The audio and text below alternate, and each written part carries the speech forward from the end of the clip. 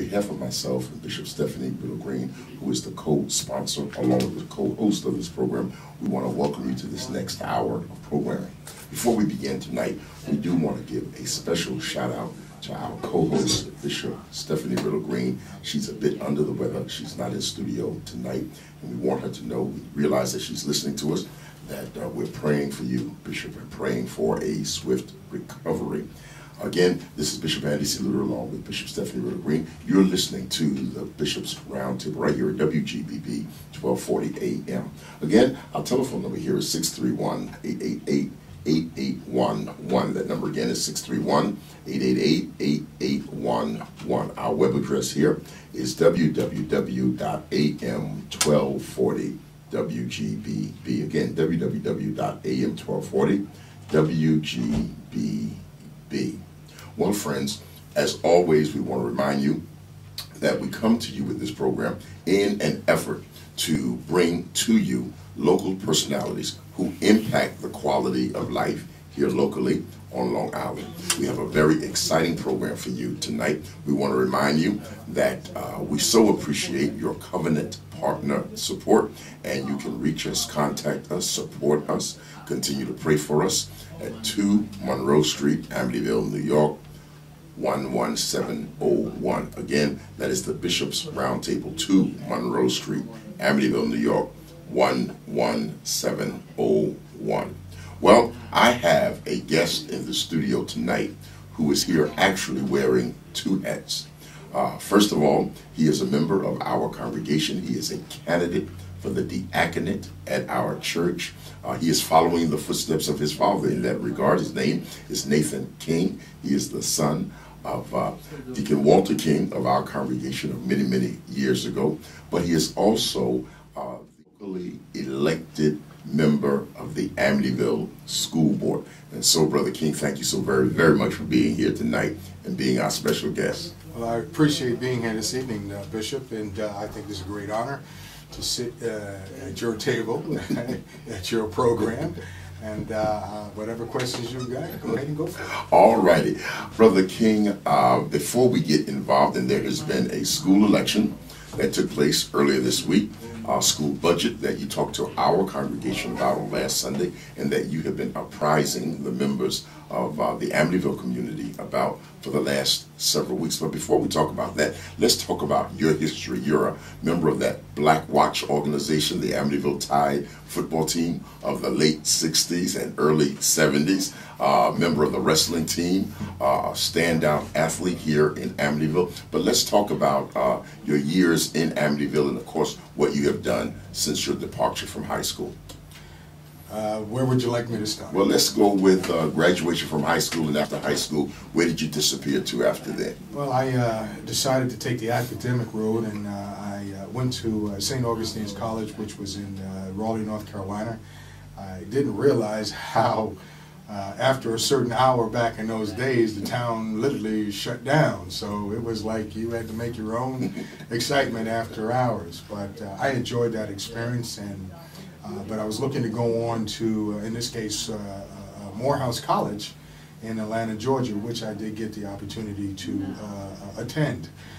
But at that time, as you know, there was a war going on, which was called Vietnam. Yes. And I was drafted at that time. I called home to my father, and he says, my uncle had called, and I said, which one? He said, Sam. And I said, Sam? Who is Sam? I don't know who Sam is.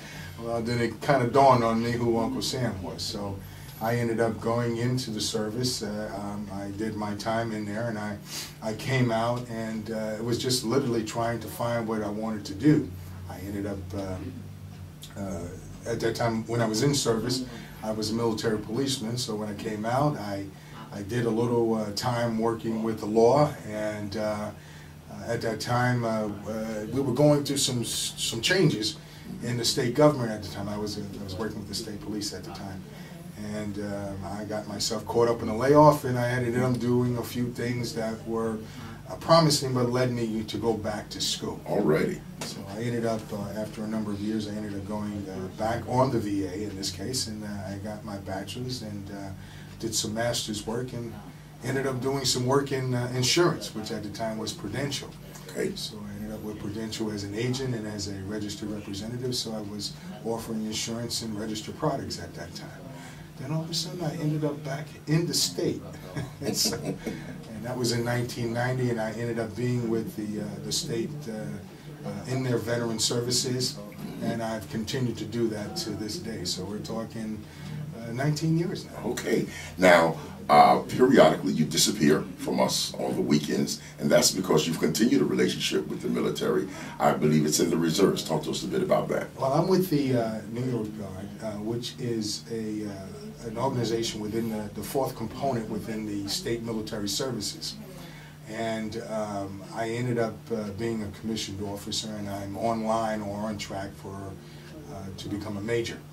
So right now I am doing, I was the Intel, or the S2 for those who are in service, so I did some intelligence work with the headquarters, and now I'm going to become what they call their point of contact. That'll end up being the liaison officer between current events and headquarters, whether it be with my particular headquarters, 14th, or in this case, New York Guard headquarters up in Peekskill, New York. Now, those who might not be familiar with the State Guard system, how does that distinguish itself, or what is the difference between that, the regular military, or what people might perceive as the regular military? Well, I've done my regular military with the reserve services for a while, and after I decided to retire from them, then I ended up in the State Guard.